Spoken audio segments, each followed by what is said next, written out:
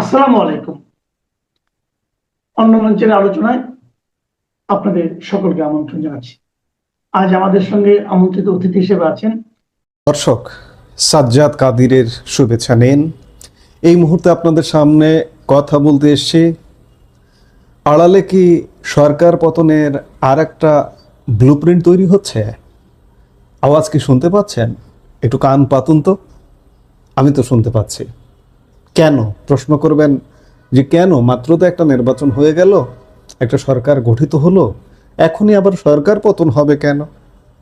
একটু পেছনে ফিরে যেতে হবে।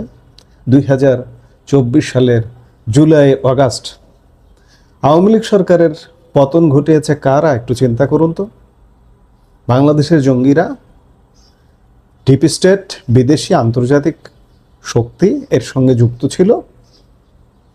এই যে এখন যে সরকারটি, এই সরকারটি কি আওয়ামী লীগ সরকার পতনের মূল মাস্টার মাইন্ড? এই সরকারের যে দলটি বিএনপি? না, তারা সাইড লাইনের। তারা বুঝে হোক আর না বুঝে হোক, ওই যে সরকার পতনটা ছিল সেই পতনে সমর্থন দিয়েছে। মূল পতনকারী যারা, তারা এদেরকে ওয়েলকাম জানিয়েছে। ঠিক আছে, আমরা যেহেতু একটা পতনে যাচ্ছি, পতন করব, একটা ষড়যন্ত্রে আছি, আমাদের সঙ্গে যদি সাপ, ব্যাঙ, গাছপালা, হাতি, ঘোড়া সব এসে হাজির হয় তাকে স্বাগত, তাহলে আমাদের শক্তি আরও বেড়ে যাবে। বাংলাদেশে মূল পতনকারী দল হিসেবে, মাস্টারমাইন্ড দল হিসেবে ভূমিকা পালন করেছে জামাত ইসলামী। সোজা কথা যদি বলি, জঙ্গি গোষ্ঠী। এই জঙ্গি গোষ্ঠীর মূল নেতৃত্বে জামাতে ইসলামী। এই জামাতে ইসলামের লক্ষ্য ছিল আওয়ামী লীগ সরকারের পতন ঘটিয়ে একটি তাদের সরকার গঠন করা।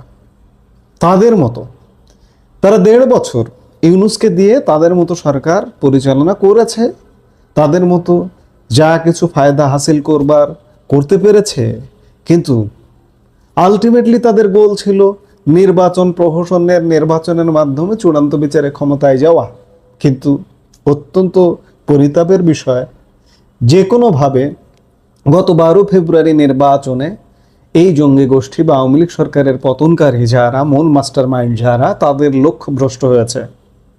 লক্ষ্য যেহেতু ভ্রষ্ট হয়েছে, শুধু তাই নয়, ইউনূস সরকারের ক্ষমতাকালে তারা যে ক্ষমতার বলয়ে ছিল, সেই ক্ষমতা থেকে তারা বিচ্যুত হচ্ছে। একদিকে লক্ষ্য ভ্রষ্ট হলো, তাহলে কি তারা এখানেই ফুল স্টপ টানবে? প্রশ্নই আসে না। জুলাই আগস্ট 24-এ সরকার পতনের আন্দোলনের বা সরকার পতনের ছক এঁটেছিল। সেই সময়ের সরকারটার কথা একবার চিন্তা করুন। আওয়ামী লীগ সরকার, প্রবল প্রতাপশালী সরকার, এই জঙ্গি গোষ্ঠী সেই সরকারকে ষড়যন্ত্রের মাধ্যমে ফেলে দিয়েছে। তারা কি মনে করছে যে আজকে বিএনপি সরকার সেই আওয়ামী লীগ সরকারের চেয়ে অনেক বেশি শক্তিশালী, অনেক বেশি প্রতাপশালী? আওয়ামী লীগ সরকার ছিল 16 বছর ধরে গড়ে ওঠা বিশাল একটা পিরামিড, আর 1.5 মাসে গড়ে ওঠা বিএনপি সরকার কিন্তু খুবই দুর্বল সরকার, বালির বাঁধের মতো ভেঙে যেতে পারে যে কোনো সময়। এটি কিন্তু জঙ্গিরা মনে করছে। এবং সেই মনে করা থেকে তাদের যেহেতু লক্ষ্য পূরণ হয়নি যে তারাই চূড়ান্ত বিচারে ক্ষমতায় যাবে এবং আগামী দীর্ঘদিন তারা দেশ শাসন করবে, সেহেতু তারা লক্ষ্য থেকে বিচ্যুত হয়নি, লক্ষ্য থেকে সরে আসেনি। এই সরকারকেও তারা ফেলে দেওয়ার একটা ব্লুপ্রিন্ট আড়ালে রেডি করছে। আমরা বলতেই পারি, আড়ালে কি তবে আরও একটা সরকার পতনের ব্লুপ্রিন্ট হচ্ছে? বাংলাদেশের রাজনীতিতে কি আবার কোনো বড় ধরনের পরিবর্তনের আভাস পাওয়া যাচ্ছে? দর্শক, রাজপথে দীর্ঘমেয়াদী আন্দোলনের স্পষ্ট ইঙ্গিত পাওয়া যাচ্ছে ইতিমধ্যেই। সংস্কারের দাবিতে এবং গণভোটের রায় বাস্তবায়নের লক্ষ্যে আজ শনিবার আমরা যেদিন কথা বলছি, রাজধানী ঢাকায় নামছে এই যে জামাতের নেতৃত্বাধীন যে 11 দলীয় রাজনৈতিক দল, এই দলের নেতৃত্বে আজকে রাজধানীতে তারা রাস্তায় নামছে। নতুন সরকার দায়িত্ব নেওয়ার পর এই প্রথমবারের মতো রাজপথে নামছে এই জামাত জোট। বাইতুল মোকাররমের উত্তর গেটে আজকের এই বিক্ষোভ সমাবেশ কি কেবল শুরু, নাকি এর পেছনে রয়েছে বড় কোনো রাজনৈতিক উদ্দেশ্য? নতুন করে রাজনৈতিক উত্তাপ ছড়াতে যাচ্ছে জামাতে ইসলামী নেতৃত্বাধীন 11 দলীয় ঐক্য, এবং এই যে 11 দলীয় ঐক্য জোট যেটি, সেটাই আওয়ামী লীগ সরকারের পতন ঘটিয়েছিল। আসলে গণভোটের রায় বাস্তবায়ন ও সংস্কারের দাবিকে কেন্দ্র করে ঘোষিত এই কর্মসূচি কেবল একটি বিক্ষোভ নয়, বরং একে দীর্ঘমেয়াদী আন্দোলনের সূচনা বলে ইঙ্গিত দিয়েছেন এই জোটের নেতারা। রাজনৈতিক বিশ্লেষকরা বলছেন এটি দেশের রাজনীতিতে একটি অত্যন্ত গুরুত্বপূর্ণ মোড়, কারণ নির্বাচন পরবর্তী সময়ে সংসদ কেন্দ্রিক রাজনীতির পাশাপাশি এখন বিরোধীরা জনসম্পৃক্ততা বাড়াতে রাজপথকে বেছে নিয়েছে। অনেকে বলছেন এটি বাংলাদেশের সেই চিরচেনা রাজনৈতিক সংস্কৃতিরই ধারাবাহিকতা, যেখানে সংসদের ভেতরে কাজ না হলে বাইরে চাপ সৃষ্টি করে দাবি আদায়ের চেষ্টা করা হয়। কিন্তু প্রশ্ন হচ্ছে, রাজপথ কি আবার আগের মতোই উত্তপ্ত হতে যাচ্ছে? 11 দলীয় ঐক্যের নেতারা তাদের কৌশল পরিষ্কার করেছেন। তারা শুরুতেই চরম বা কঠোর কোনো কর্মসূচিতে যেতে চান না, এমনটাই এখনো পর্যন্ত তারা বলছেন। লিয়াজো কমিটির সমন্বয়ক ও জামাতের সহকারী সেক্রেটারি জেনারেল হামিদুর রহমান আজাদ স্পষ্ট জানিয়েছেন, প্রথম বিক্ষোভের মাধ্যমে সরকারের ওপর চাপ সৃষ্টি করা হবে। যদি সরকার ইতিবাচক সাড়া না দেয় তবে আন্দোলনের তীব্রতা বাড়ানো হবে। তাদের প্রধান লক্ষ্য এখন জনসম্পৃক্ততা বাড়ানো, জনগণের শক্তি সঙ্গে নিয়ে তারা সরকারের মনোভাব বুঝতে চান। এরপরই হয়তো আসবে কঠোর কর্মসূচির ডাক। জামাতের হামিদুর রহমান আজাদের ভাষায়, সরকার যদি সংস্কার পরিষদ গঠন না করে এবং ভুল পথ থেকে ফিরে না আসে, তবে পরিস্থিতি বিবেচনায় বৃহত্তর কর্মসূচি দেওয়া হবে। এখানে একটি মজার বিষয় লক্ষ্য করুন। নাম প্রকাশে অনিচ্ছুক জাতীয় নাগরিক পার্টির এক নেতা জানিয়েছেন, রাজনীতিতে এখন নতুন মেরুকরণ তৈরি হচ্ছে। যখনই সরকারের কোনো পদক্ষেপের বিরুদ্ধে আন্দোলন শুরু হয়, তখন সরকার বিরোধী সব পক্ষই ধীরে ধীরে এক হতে শুরু করে। আমরা ফ্যাসিবাদের পতনের সময়ও তাই দেখেছি। জোটের বাইরের দলগুলো এখন এই আন্দোলনে সমর্থন জানাবে বলে বিরোধীরা আশা করছেন। অর্থাৎ এক সময়ের সহযোগিতার মনোভাব এখন উবে গিয়ে মতভেদ স্পষ্ট হয়ে উঠেছে। বিশেষ করে সংবিধান সংস্কার এবং সংসদের কাঠামো নিয়ে বিতর্ক এখন তুঙ্গে। এখন আসা যাক বিতর্কের মূলে। অন্তর্বর্তী সরকারের সময় জারি করা 133টি অধ্যাদেশ যাচাই বাছাই শেষে সংসদে উত্থাপন করা হয়েছে। এর মধ্যে 16টি নতুন করে বিল আকারে পাশের সুপারিশ করা হয়েছে, যার মধ্যে আছে গণভোট, মানবাধিকার কমিশন এবং গুম প্রতিরোধের মতো গুরুত্বপূর্ণ বিষয়গুলো। 9 এপ্রিলের মধ্যে এগুলো পাশ না হলে বাতিল হয়ে যাবে। কিন্তু বিরোধীদের মূল ক্ষোভ ভিন্ন জায়গায়। সুপ্রিম কোর্ট সচিবালয় এবং বিচারক নিয়োগ অধ্যাদেশ সহ 4টি অধ্যাদেশ বাতিল করার সুপারিশ করা হয়েছে।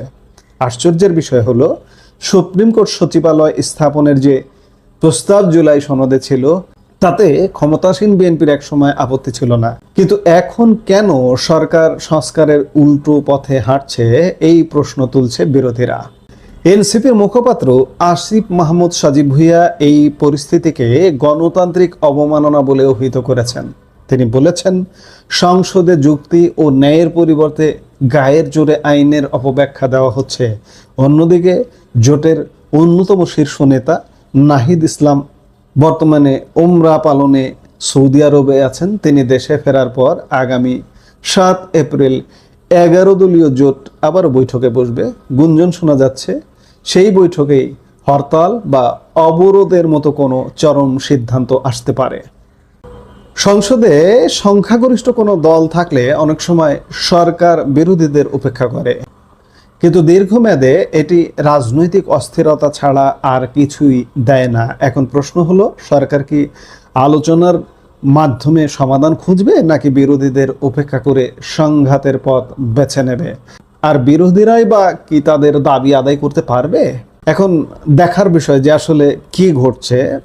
যাই হোক, একটা জিনিস অন্ততপক্ষে পরিষ্কার, যে সরকার এবং বিরোধী তথাকথিত বিরোধী দল, তাদের মধ্যে কিন্তু ক্রমেই, বিশেষ করে জুলাই সনদ এবং গণভোট নিয়ে ক্রমেই একটা তালগোল পাকিয়ে যাচ্ছে।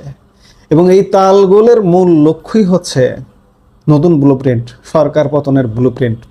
এই যে জঙ্গি যারা আওয়ামী লীগ সরকারের পতন ঘটিয়েছিল, তারা মনে করছে যে বিএনপি সরকারের পতন ঘটানোটা কোনো ব্যাপারই হবে না, কারণ বিএনপি সরকার অত্যন্ত দুর্বল সরকার। সেই জায়গা থেকে আসলে এই সংবিধান সংস্কার বলুন, জুলাই সনদ বলুন, এগুলো সবই এক একটা মোড়ক। এই জঙ্গি গোষ্ঠীর মূল লক্ষ্য হচ্ছে বাংলাদেশের মসনদ দখল করা, সেটা যে কোনো মূল্যে। এরা আরেকটা অ্যাটেম্প নেবে মাস্ট, এবং আর একটা পরিস্থিতি ঘোলাতে হবে। তবে বারবার ঘুঘু তুমি খেয়ে যাও ধান এবার হয়তো হবে না। এবং আরেকটা জিনিস, যে এবার যদি তারা সফল হয়, জঙ্গিরা সফল হয়, বঙ্গভবন বলুন, রাষ্ট্রপতি বলুন, প্রধানমন্ত্রী বলুন, কোনো কিছু, বাংলাদেশের কোনো কিছু, সংবিধান, কোনো কিচ্ছু রাখবে না। সরাসরি একটা বিপ্লবী সরকার গঠন করবে, এবং অনির্দিষ্টকালের জন্য কোনো নির্বাচনের প্রয়োজন নেই, কারণ নির্বাচনে তারা কখনো সফল হবে না। নির্বাচনে বাংলাদেশের মানুষ তাদেরকে নির্বাচিত করে ক্ষমতার মসনদে পাঠাবে না, যে গত 12 ফেব্রুয়ারির নির্বাচন তা দেখিয়ে দিয়েছে। তারা একটা বিপ্লবী সরকার করবে, আফগানিস্তান স্টাইলে, ইরান স্টাইলে। তারা দীর্ঘস্থায়ী শাসনের জন্য ব্লুপ্রিন্ট আসলে রেডি করছে, কিন্তু কতটা সফল হবে বাংলাদেশের রাজনৈতিক দল, অন্যান্য রাজনৈতিক দল, এদের বিপরীত পক্ষের যে রাজনৈতিক দল, বাংলাদেশের জনগণ, বাংলাদেশের সেনাবাহিনী একটা গুরুত্বপূর্ণ বিষয়, সেনাবাহিনীর ভূমিকা, সব কিছু মিলে আবারও সেই আওয়ামী লীগ সরকারের পতন স্টাইলে পতন করতে পারবে কিনা, নাকি একটা বাংলাদেশে বিশেষ প্রেক্ষাপট তৈরি হবে। ধরে নিলাম যে এই বর্তমান সরকারের পতন হবে, কারণ এই সরকারের চারিদিক দিয়ে বালির বাঁধের মতো ভেঙে আসছে। এগুলোকে ইস্যু করবে, জুলাই সনদকে ইস্যু করবে, গণভোটকে ইস্যু করবে, করে এই জঙ্গি জামাত জোট তটস্থ রাখবে সিচুয়েশনকে। এবং এই তটস্থ রেখে হয়তো দেশে একটা খুব লঙ্কা কাণ্ড ঘটে যাবে, অস্থির পরিস্থিতি তৈরি হবে, বিএনপি সরকারের পতন হবে। তখন কি এই জঙ্গিরা সফল হবে, নাকি একটা সরকার গঠন হবে, বিশেষ সরকার, আমাদের সংবিধানের আলোকের তত্ত্বাবধায়ক সরকার হতে পারে, কিংবা 111-এর মতো একটা সরকার গঠন হতে পারে, হয়ে আবারও কি একটা বাংলাদেশে সব দলের অংশগ্রহণ, আওয়ামী লীগ সহ, বিএনপি সহ সব দলের অংশগ্রহণে নির্বাচনের পরিবেশ তৈরি হবে, হয়ে বাংলাদেশ কি উদ্ধার হবে, নাকি জঙ্গিরা চূড়ান্ত বিচারে দখল করবে? আমি শুভ দিনটাকে সামনে রাখতে চাই। জঙ্গিরা বারবার সফল হবে না, একবার তারা সফল হয়েছে, কিন্তু বারবার সফল কোনোভাবেই হবে না। এখানে নানা বিষয় ফ্যাক্টর আছে, ভূ রাজনীতি আছে, আমার প্রতিবেশী দেশ ভারত আছে, নানা কিছু আছে, মার্কিন যুক্তরাষ্ট্র আছে, পশ্চিমা বিশ্ব ইউরোপ আছে, চীন আছে, রাশিয়া আছে। বাংলাদেশ শুধুমাত্র বাংলাদেশকে কেন্দ্র করে আবর্তিত তো হয় না বাংলাদেশের রাজনীতি। সব কিছু মিলে আমার কাছে যেটা মনে হয়, এখন যে ব্লুপ্রিন্টটা সাজছে, এই সাজাতে একটা ব্যাপক গণ আন্দোলন বা একটা কিছু হবে, এবং সেগুলো হয়ে একটা সরকার পতন হবে, এই সরকারটারও পতন হবে, হয়ে একটা বিশেষ সরকার গঠন হবে, একটা নির্বাচন হবে, তারপরে যদি দেশ শান্ত হয়। এখন এগুলো দেখার জন্য আমাদের নিশ্চয়ই অপেক্ষা করতে হবে। আমরা নিশ্চয়ই অপেক্ষা করব এবং দেখব। এই মুহূর্তে এ পর্যন্তই। সবাই ভালো থাকুন। পরবর্তী ভিডিওতে দেখা হবার আশা রেখে বিদায় নিতে চাইছি।